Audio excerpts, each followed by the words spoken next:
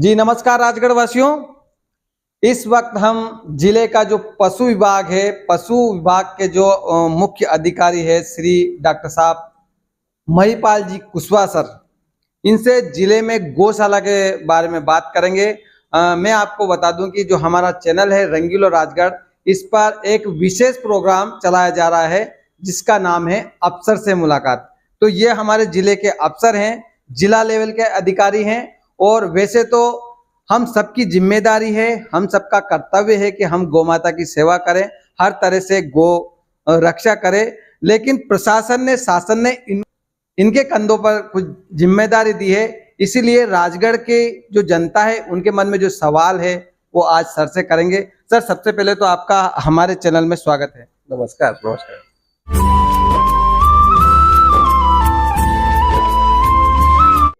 सरकार भी कोशिश कर रही है, तमाम तरह के निर्देश भी दिए जाते हैं, लेकिन फिर भी गोवंश गाय माता सड़कों पर दिखाई देती है। तो ये क्या कारण है, मतलब सर? शासन के द्वारा लगातार ये प्रयास किए जा रहे हैं कि गौ माता को सुरक्षित स्थान पर रखने की कोशिश की जा रही है। जितने भी प्रयास किए जा रहे हैं, जैसे जिले राजगढ़ में जो है कुल मिला के 130 गौशालाएं चल रही हैं। इनकी क्षमता 18 से 20,000 गौवंश रखने की क्षमता है। अगर सभी गौशाला संचालक गण जो है अगर रखेंगे तो काफी कुछ सुधार हो जाएगा। हमारी गौ माता जो है सड़कों पर नहीं आएगी, क्योंकि हमारे जिले की गौवंश की संख्या लगभग जो है, निराश्रित गौवंश की संख्या लगभग 65,000 के आसपास है।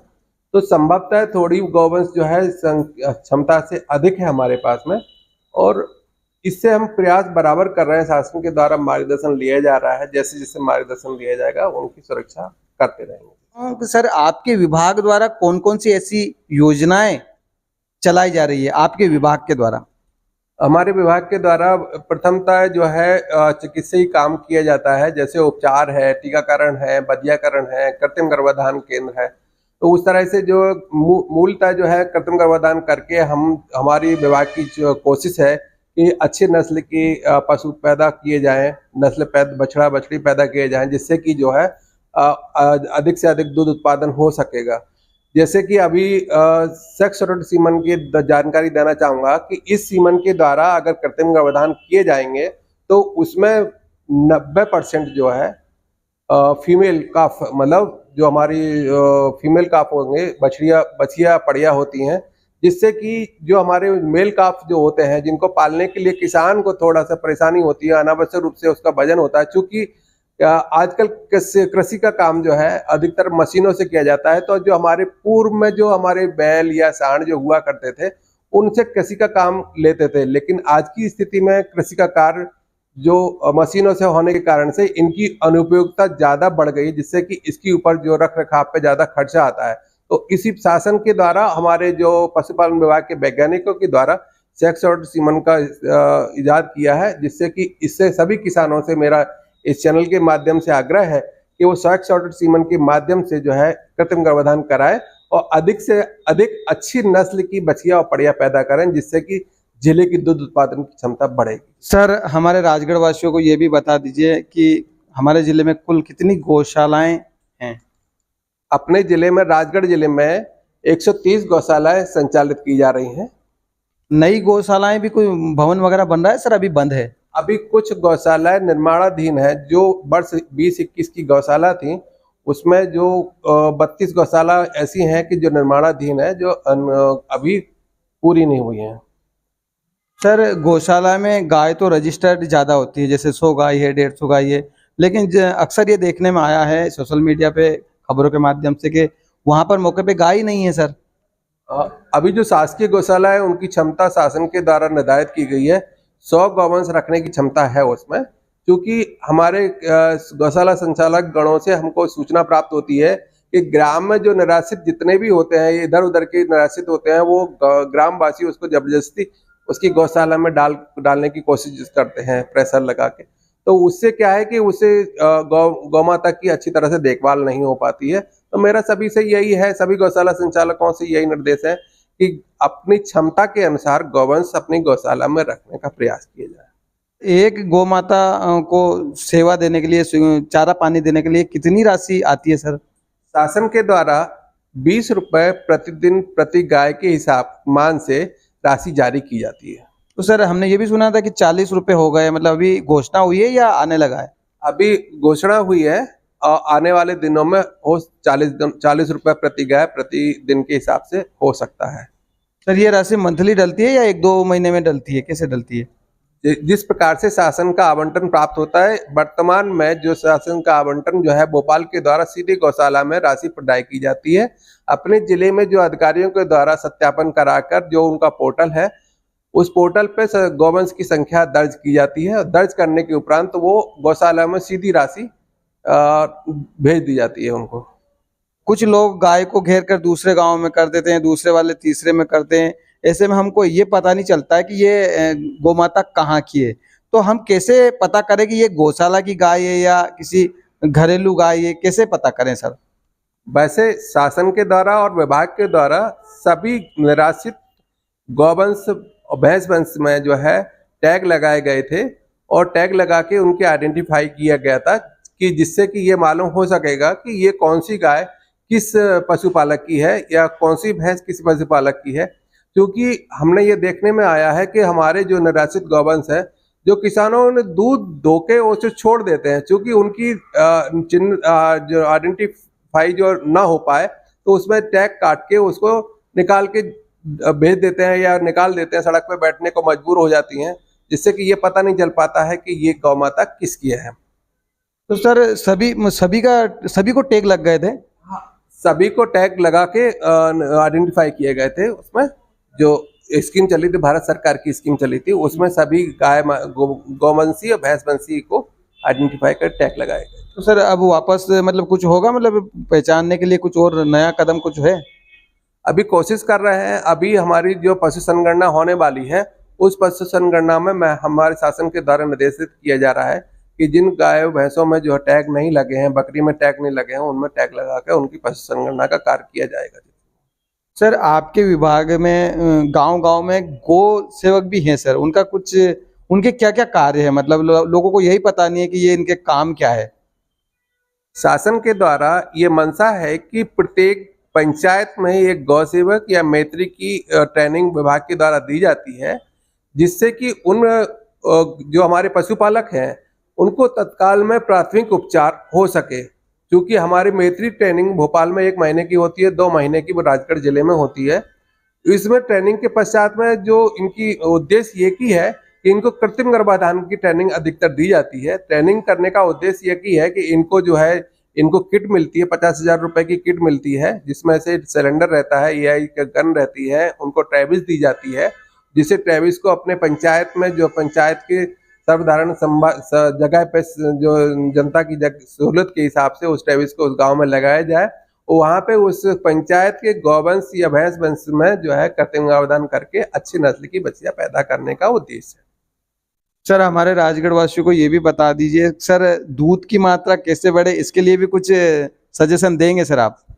हम हमेशा जो है आपके माध्यम से, विभाग के माध्यम से, कैंप के माध्यम से हमेशा प्रयास किए जा रहे हैं कि वो जो है जो हमारे देसी नस्ल के सांड हैं या पाड़े हैं उनसे गर्भाधान ना कराया जाए और हमारे जो कृत्रिम गर्भाधान अच्छी नस्ल के जो सीमन आता है उसी नस्ल का गर्भाधान कराने की कोशिश करी जाए और जो सांड होते हैं या पाड़े होते हैं उनको बधियाकरण हमारे विभाग के कर्मचारी अधिकारियों के माध्यम से उनका बधियाकरण कराया जाए। सर कभी कभी ऐसा होता है कि कुछ गांव वाले गौशाला में गाय छोड़ने जाते हैं, फिर गौशाला वाले उन्हें मना कर देते हैं। तो क्या मतलब जैसे 100 गाय है तो उसके अलावा भी गाय रख सकते हैं या नहीं, नियम नहीं है?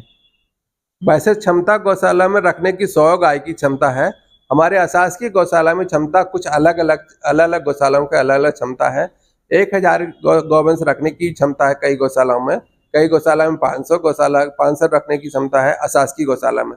ये शासकीय गौशाला समस्त जिले में क्या पूरे मध्य प्रदेश में शासकीय गौशाला में 100 गौवंश रखने की क्षमता होती है। तो वो गौशाला में जो गोबर रहता है उसका क्या करते हैं सर? मतलब उसको बेचते हैं, क्या करते हैं? बहुत सारा गोबर निकलता है।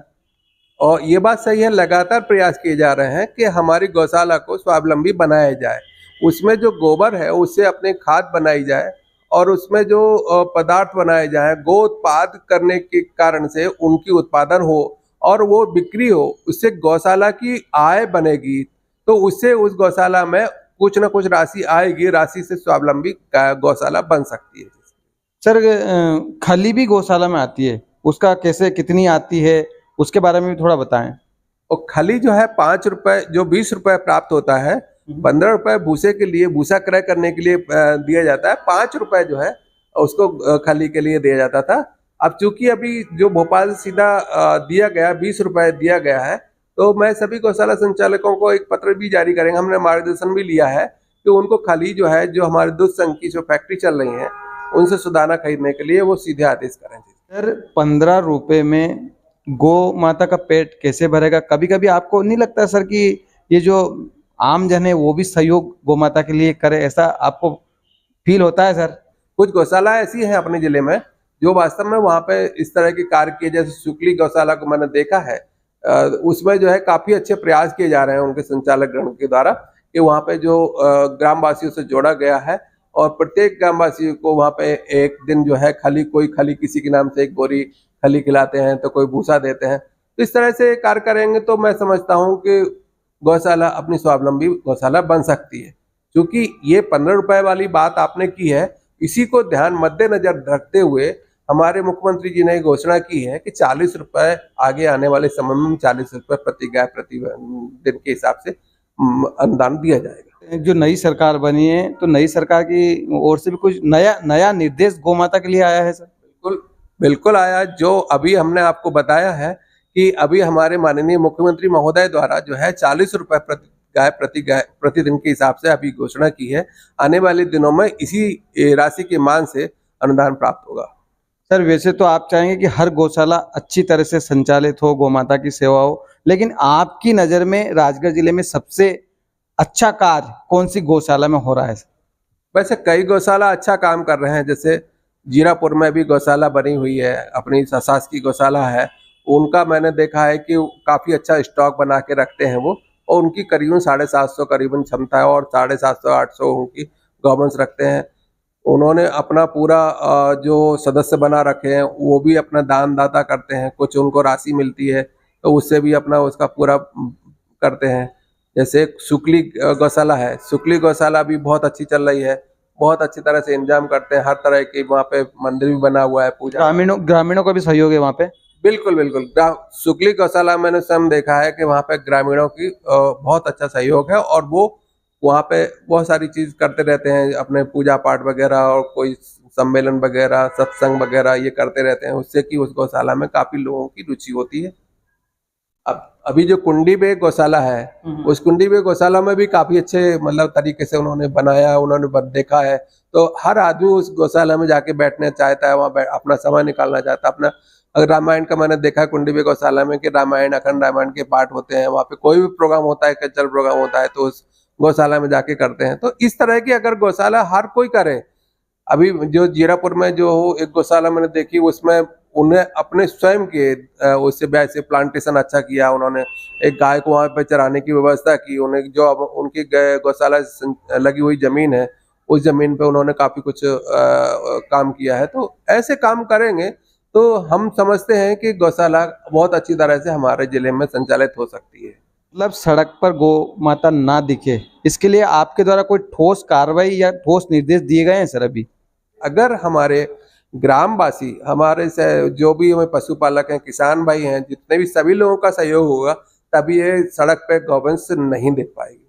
सर एक आखिरी सवाल, कई पशुपालक दूध उत्पादन करते हैं लेकिन कभी कभी उनकी गाय भैंस की मौत हो जाती है, तो इस इंश्योरेंस के लिए भी कोई स्कीम है सर? बिल्कुल, बहुत अच्छा आपने सवाल पूछा है। इसमें जो है पशुओं का, सभी दुधारू पशुओं का जो है बीमा होता है, पशु बीमा होता है। इसमें शासन के द्वारा काफी अच्छा अनुदान दिया जाता है। जैसे 50% अनुदान हमारे जनरल और ओबीसी के जो हितग्राही रहते हैं उनको दिया जाता है, और हमारे जैसे बीपीएल वाले हैं या SC ST के जो कैटेगरी के हैं उनको 70% तक अनुदान दिया जाता है। तो वो मैं ये कहना चाहूँगा कि सभी पशुपालक अपने गाय भैंस जो आज की तारीख में जो है काफी कीमती है, लगभग 1-1 लाख रुपए की, 80,000 रुपए की गाय भैंस रहती हैं, जिसके लिए बड़ी कीमती रहती है। आकस्मिक मृत्यु हो जाने पर वो जो है उनको आर्थिक नुकसान होता है, तो उसको बचाव करने के लिए वो इस चीज का पशु बीमा अवश्य कराएं। तो ये थे श्री कुशवाहा सर। हमने हमारे स्तर से इनसे सवाल किए, बाकी आपके मन में क्या सवाल है वो भी कमेंट बॉक्स में आप लिख सकते हैं। तो आज के लिए बस इतना ही, मिलते हैं अगले वीडियो में राजगढ़ जिले के किसी अन्य अधिकारी से। वीडियो अंत तक देखने के लिए बहुत बहुत धन्यवाद।